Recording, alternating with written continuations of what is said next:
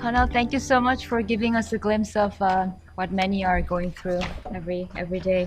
And the photos are striking. Thank you. Okay, so we have half an hour for Q&A. I think it's best to group them in a 2-3, right? So, John, you had a question. Thank you. I'm John Coonrob at the Hunger Project. I have a question for Alex. So your work is clearly critically important here. And I'm wondering specifically about the case of South Sudan and the schism that arose there. Were there signs of that happening? Could there have been interventions?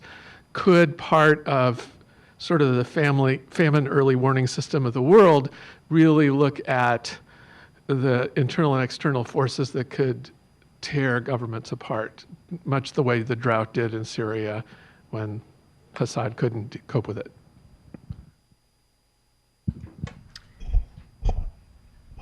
Do we have another question? Sir?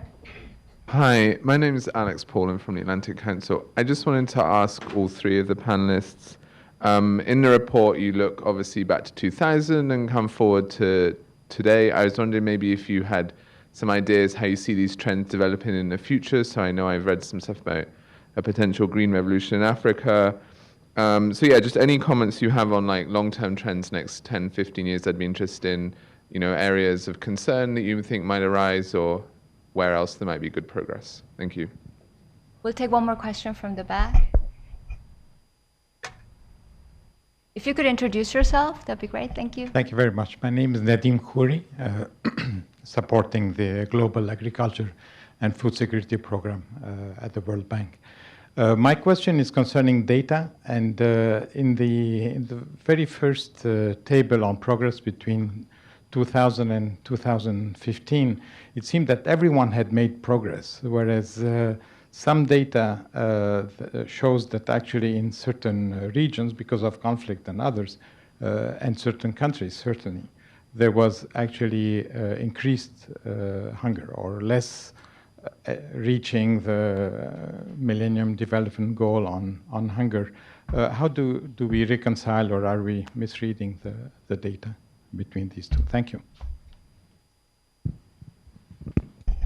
I think perhaps Alex, you could start with.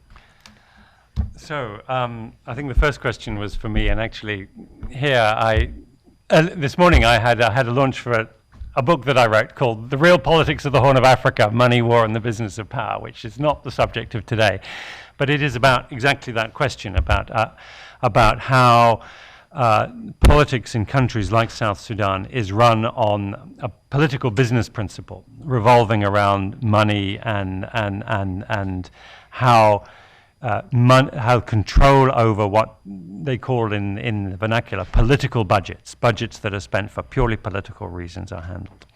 And South Sudan had a collapse of its political budget in 2013 associated with some gross mismanagement of the economy.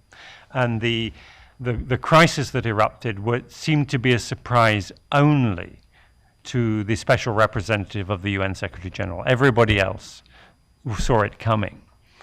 And I think that was very unfortunate, because it could have been prevented, it could have been managed in other ways. And I fear that the instruments we have for predicting conflict, like the Fragile States Index of the Foreign Policy Fund for Peace, are very, very blunt.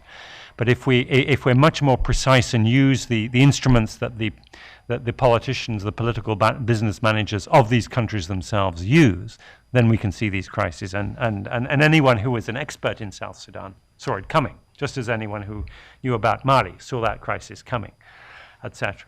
I won't go on about this, but I think our conflict prediction and prevention tools can very easily be upgraded.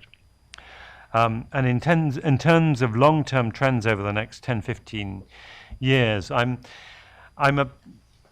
pessimistic that the armed conflicts that we are seeing now do not seem amenable to quick fixes. They're not like the conflicts that we had in previous years, where you could get a peace agreement, between recognized, organized adversaries and bring it to an end. These are conflicts that are where you try and do that, and then they fragment, they move, they morph, and other factions appear. It's and I fear that the types of war-related hunger that we are seeing in these countries, South Sudan, Yemen, Somalia, Syria, are going to continue and get worse. Yeah, just on the trends, I suppose, developing in the future. I mean, I think there are kind of two elements of that. I mean, it's the classic, how do we feed the future in 2050? And I think we've, IFPRI and lots of others have written substantially on that. Sustainable intensification, climate smart agriculture, but the need also for changing diets. I mean, it is around the nexus between water, natural resources and energy, and trying to get that balance right. I think the SDGs are obviously a push in that direction, which is around how do you balance all of these needs for a growing population. I think what Alex is saying is right, though, in a way that I think the push for the SDGs to say we're going to achieve close to zero hunger by 2030. And I think IFPRI's Compact 2025, for example, is around accelerating that progress. I think we all want to do that. And I think in most countries, yes, I think we can get there. I think we know roughly what the solutions are. The challenge is implementation and scale and coverage. But the war and the conflict one, I think, is a driver that will always keep a certain amount of countries in that really hard, difficult zone of severe hunger. Only 3 comments on the first question, which was not for me, but I think the predicting tools and the early warning tools of conflict is something that we still are far from being able to look at it, and there is a lot to learn from repeated games and what are the institutional changes that you need to put in place to minimize that risk. Seems to me like in the regions I know at least pretty well, there has been in conflict like Central America, for example, still there is a problem there, despite we believe there is not a problem. But if you look at the periods where they are in a crisis, a lot of activities start to activate in those countries, and the institutional controls are not yet clearly in place, similar to other countries in South America and in Africa. Regarding the future, I will be concerned. I won't say to alarm, but the dynamics in the world are changing a lot related to food. Several years ago, there were 2 or 3 big developed countries that control most of the food exports and imports. Today is not the case. We have countries like Brazil, Argentina, but also other countries, and Sub-Saharan Africa could become a strong food supplier at some point if they improve their yields. So the dynamics are different, and the potential policy reactions to shocks could be very different. Secondly, I think food is clearly related to security. I always remember when I went invited to give a talk on the 207, 208 in Switzerland, and I came into the room and it was full of people from the army, generals and militaries, because for them it's a security issue. And if you look at the dynamics of what is happening with land and how investment is playing in Sub-Saharan Africa and in other regions, I know a lot what is happening in Sub-Saharan Africa. At least I am observing a lot of the changes that are happening there. The dynamics are pretty different than in the past. Now, how much of this could end into a risk in the future is something that we need to look at it closely. And the last element, if I believe the scenarios of climate change that are being developed, then of course we have a problem of scarcity of water and a scarcity of good land. And as we know, historically, that could be a cause for conflict and therefore from problems of hunger and malnutrition. So we need to be careful, and I think we need to learn a lot from the past and try to minimize those potential risks and finding institutional designs on what can be done to minimize the probability of those things to happen today. For example, we know that countries will overreact under situations of spikes of prices and they could close their borders. We have seen that several times. We saw it early in the 70s, even in the US. Nixon did that with rice, with the Japanese, and lately in the 2007, 2008. So what mechanisms like, for example, coping mechanisms we can put in place, knowing that countries will react in that way, because that's the only way they could do it politically to protect their own people in situations of crisis. And one topic which for me is fundamental is the water issue and what will happen with the scarcity of water. and how we will manage that in terms of minimizing that potential risk. Finally, on the data, you're right. All of the, if you look at the map I show in terms of the changes between 2000 and today, and remember it's 2000 and 2015, so we're talking of 15 years. So there is significant room to improvements. All of them are between dark orange, light orange, and green, which is the case of significant decrease, no? Which is mostly in some parts of Latin America and South America and some parts of Saudi Arabia and so on. Now, why we don't have increases? I think one of the clear reasons is because we don't have data for the gray countries, which are mostly countries that are in conflict. If we had data for those countries, I am close to sure that the numbers will be, the shades will be red. So again, we need to keep improving substantially in capturing the data. And again, it will all depend. A decrease by 0 or 0 point something is nothing in terms of absolute levels, especially for the levels that we have in Africa or south of the Sahara and in Asia. So yes, there still needs a lot of improvement in terms of data and a need of a lot of innovation in how we collect data, because we cannot go in conflict areas with the traditional ways in which we used to collect data in those countries. Thank you. We have an online question.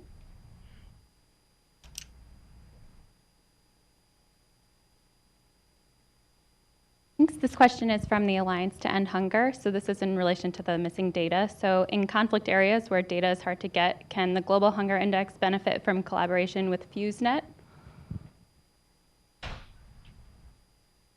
Sir? Hello, I'm Daniel Teodoro, and I'm a researcher at the Central European University. I have actually two questions. One for Mr. Foley. We talked a lot about data scarcity, especially in South Sudan, but you were there on the ground, you saw for yourself, so you know that it would be probably in the very severe range. But I was wondering, you mentioned that you said the social networks were very dynamic, but government institutions are very distant or seem very distant. So I was wondering on the ground if there's a way, or what ways can is it possible to harness social networks to inform on the issue of data scarcity related to hunger? And maybe to Mr. Torero, very quickly, you mentioned about Central America and the issues of food inequality within the countries. You also mentioned about climate change and the prolonged droughts happening at the moment there. And if you add the layer of increasing violence in the region, I was wondering if you can comment on the future scenario and what can be done to improve the situation of the region. Thank you. Thank you. Sir?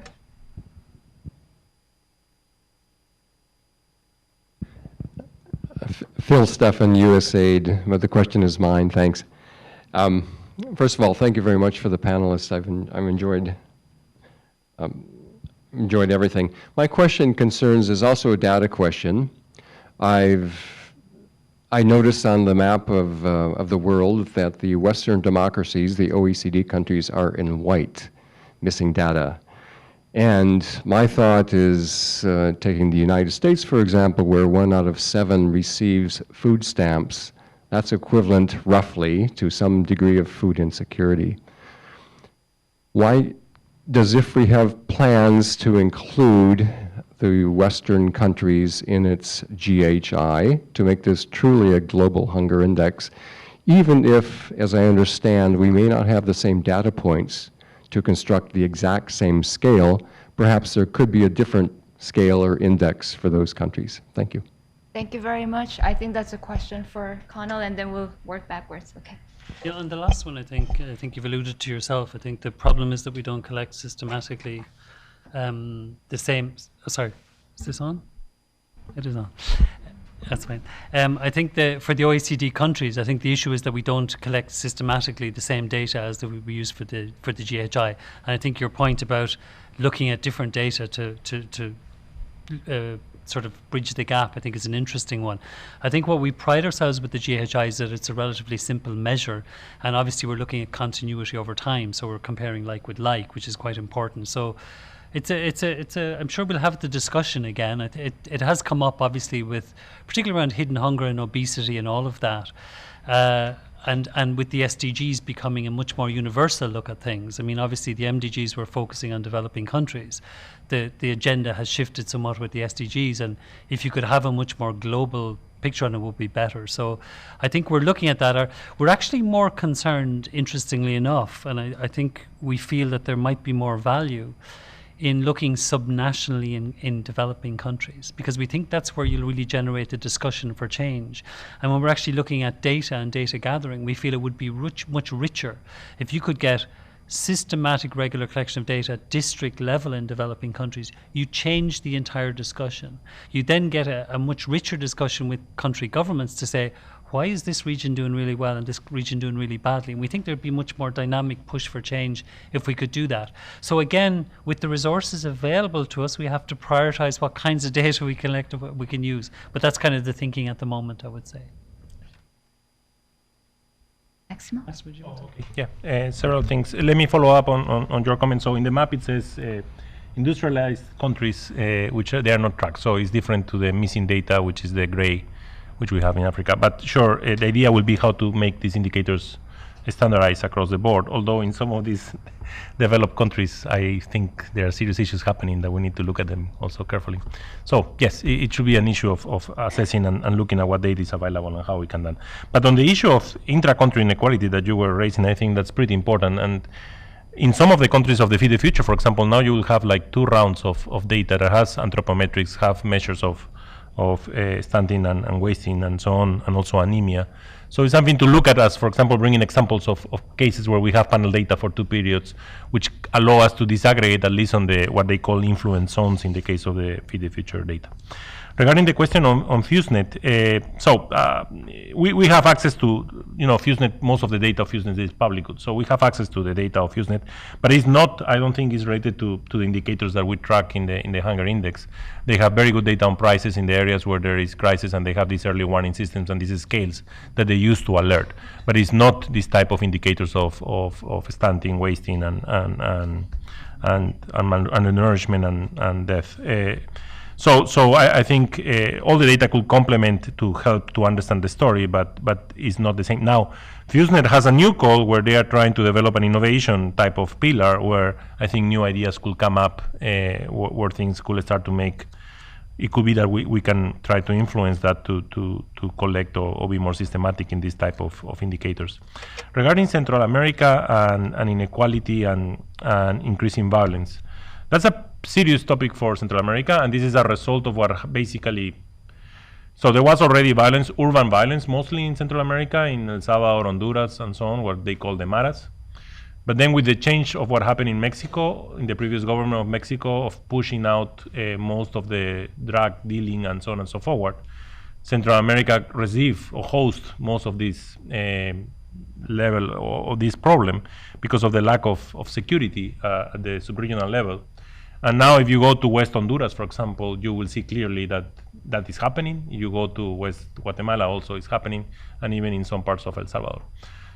So the situation has become critical, and to that you have to add that there has been droughts in the last 3 years, basically, plus the Ras coffee problem. And all of this, as you bring it together, is related to the child migration that we have been observing, which now is bigger than what was Mexico. So Honduras, El Salvador, and Guatemala rates of child migration has been increasing substantially relative to Mexico, which was the first migrant to the US. Now, if you try, and we did some work on that, to map where these people are coming from, because when they capture these people in the border, they register from where they come. So if we trace the data and we try to match from where they are coming from, we identify in their process of migration that some of them are coming from areas which have pretty high levels of poverty, lack of access to assets, and so on and so forth. So one way to try to minimize that problem is not only one of the things that were mentioned as an option of controlling the borders. I think if you structurally want to resolve the problem, it means resolving what is the problem of access in those locations to basic infrastructure, which is very related to problems of hunger and malnutrition. Now, of course, and if you ask these people why they decided to migrate, many of them will say because of security. That's the biggest response. But the second one is because of linkages with family. But if you relate to the causes of security, it's very related to economic development. So if you look micro to the data, it's very related to lack of access to assets, education, health, and to food. So that I think will be the way to structurally try to resolve that problem. The issue of violence and the issue of what is happening there in terms of the drug system that is now being based in Central America, I think is a pretty complex issue that needs to be carefully looked at. And it requires more institutionality in terms of the security at the country level. Because really, if you go to these locations, there is no security, no army, and basically has become a perfect environment for these activities to happen. I think the last one I think just to talk about was this idea of the political institutions being distant and how do you mobilize social networks to combat hunger in that kind of a scenario. I think we know a lot of these what people call rentier states, ones especially dependent on oil, where there's kind of a lack of the contract between the citizen and the state in some ways. You know, the money is being derived from elsewhere. They don't have to worry about being voted into power in some ways. So you do get always this issue of lack of accountability, weak state institutions for historical reasons. I think South Sudan is an example of where, it's an enormous country. It's like the size of Europe. There are 5 miles of paved road in South Sudan. It just gives you an idea of the challenges, right? So, historically, it just doesn't have infrastructure that makes it easier for service provision, etc. We work a lot with local health clinics, which are entirely under-resourced. We end up managing them, really, bringing drugs and stuff in. We don't want to be doing that, to be perfectly honest, but, we have to provide some services. And I think, you have to do a whole range of things. I mean, one is mobilizing people, helping organize people into groups, so very much self-help groups, farmer field schools, the usual stuff that you do at community level to bring behavior change, where an extension service, for example, or a health service is very dysfunctional. But I think we also have to do advocacy ourselves, but also mobilize communities to do advocacy with governments. And, that's sometimes quite far-fetched.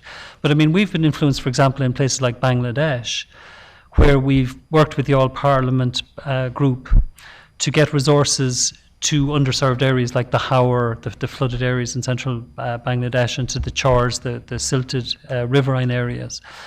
So it's possible to do it. Again, with Kenya in Nairobi, we've been able to convince the government to put more money into education in slum areas where you've got a lot of slum schools that are completely underserved. So, I mean, there's a whole range of things I think that you would do to mobilize social capital and work with community groups to help them to advocate and to do a certain amount for themselves. But it's a very complex picture. Thank you. Alex, would you like to add anything? Okay. Olive, we had here. Okay, we'll go first in the back and then. Thank you. Asma Latif with Bread for the World. I had a question about Zambia. I know you said you could spend an entire session on that, but it would be really helpful if you could unpack a little bit about what's going on in Zambia. It seems like such an outlier in that the list of the highest GHI.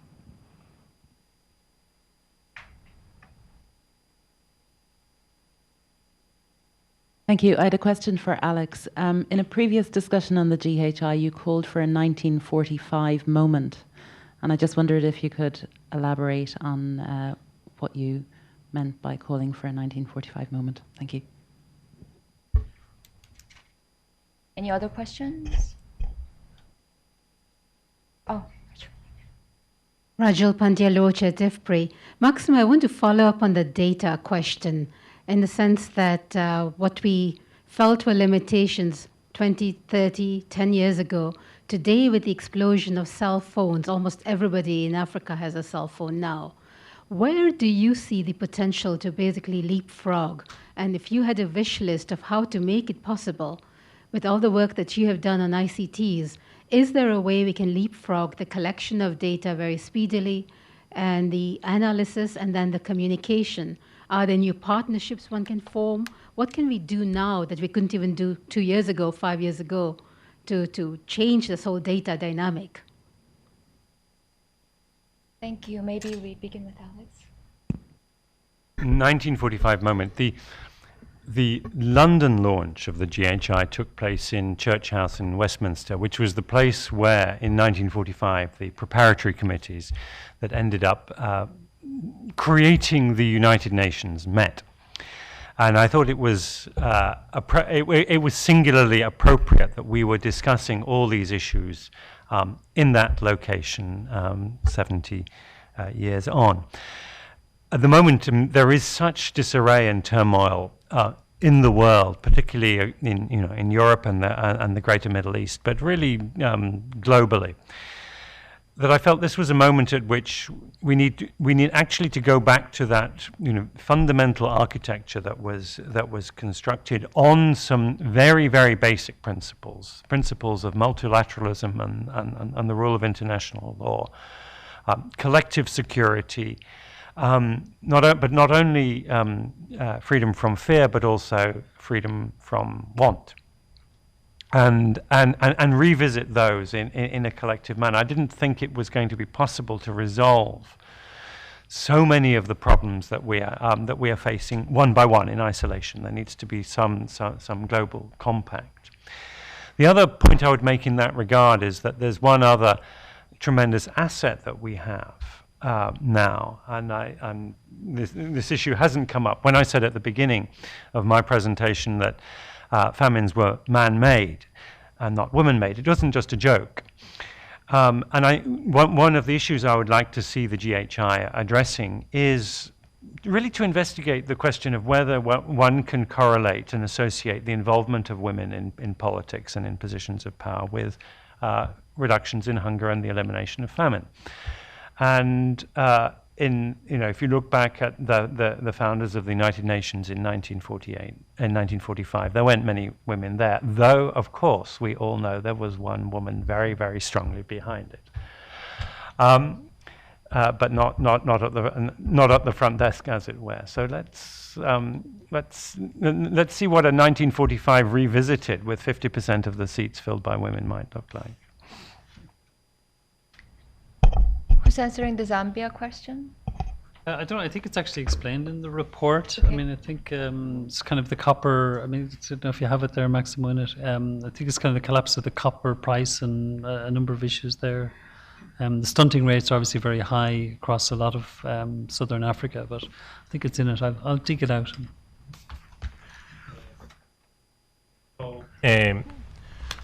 On the Zambia case and why my worry and my concerns. Of course, there is a lot to do and to understand better what is going on there, but it seems to me like there are three major problems. One is huge income inequality, huge, so the level of income concentration is enormous. The second one is huge inequality in the access to assets, which most of the assets are in the capital. And the third one is a huge policy failure. At least I know the two previous governments and the policies put in place were pretty inconsistent to what was happening there. The new government seems to have a different vision. I was pretty impressed of the vision that they had, especially in terms of poverty and undernourishment and malnutrition, which is really good sign to hear the Vice President talking in that way and being so strong, and especially to hear the Ministry of Agriculture saying that they need to stop the subsidies to maize and they need to subsidize commodities which are better in terms of nutrients. Why they spend so much money subsidizing maize when they have such a problem of undernourishment? So I hope things will start to change, but it's a country that has a huge potential. And I hope also that they are able to manage the foreign direct investment that is happening right now in that country, because a lot of the investment is foreign and concentrated in one region in the east. So I think it's a country to keep observing and to try to bring good practices to them and take advantage that the new government seems to be very open to change. Rajul, your question on data. We work a lot on ICTs, but we also try to understand that that's not the panacea for everything. And today, for example, our major priority in general is to try to have at least good data on prices for markets, which we don't have for many countries in the world, especially Africa and even some Latin American countries. And getting prices for markets is basically sending somebody with a cellular phone and sending you the price data. And we cannot do that yet. Okay, it requires a different way of sampling. We are doing partnerships with Premise, for example. Premise have a pretty institutional design or arrangement to try to bring people together to collect this data and they have very good statisticians behind them trying to do that, and we're trying to work together with them. But there are other experiences that we know that are spending millions of euros, not dollars, euros, which are failing because of the way, and they didn't sampling properly for this type of design, where you are basically using the cellular networks to be able to get access to the phone. But prices is going to the market and collecting the price. Now, how you measure weight, height, and wasting, and anemia, for example, if you want to capture anemia. So that's even more complex. So I think we need to think differently. For those countries that we don't have that type of data, and despite cellular phones could be there, I think we need to start thinking on what are the potential leading indicators that will give me a proxy to that, and not just focus on the traditional indicators. I don't think that will be possible. So trying to look at, okay, which other ways I can get information that could be useful for policies until I can get those indicators that I know are the best ones, that could help me to give me some leading ideas of what are the major concerns and where I can do. So just on that data one, I think, a number of people have, I think I agree with Maximo that in some ways it would be possible through the cell phone technology, particularly and the revolution in that, to get proxy data reasonably systematic with incentives built in probably, but on things like drivers of stunting, so your dietary diversities and some of those certain behavior practices. I still think it'd be very tricky to do it systematically in your sampling errors. It'd be very tricky to be able to actually be very rigorous about it.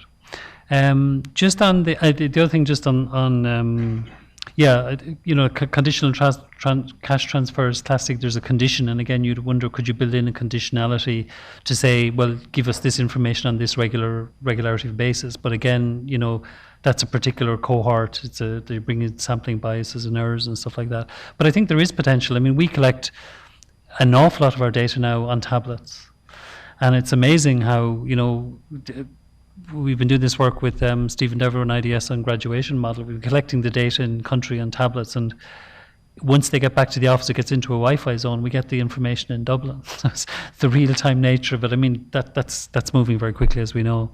Just Asma on the Zambia question. What it says here, I just forgot about it. It says, Zambia has been relatively peaceful, democratic in recent history. Economically, the country is extremely poor, heavily dependent on copper mining, which has led researchers to describe Zambia as an example of a country beset by the resource curse. Resource curse theory posits that countries with abundant natural resources are plagued by slow growth, and it has a number of references. So I think that's the explanation given. I think people are scrabbling around to explain that one. Thank you very much. Unless there is one more question for the road. Okay. Well, please join me in thanking the speakers. Thank you very much.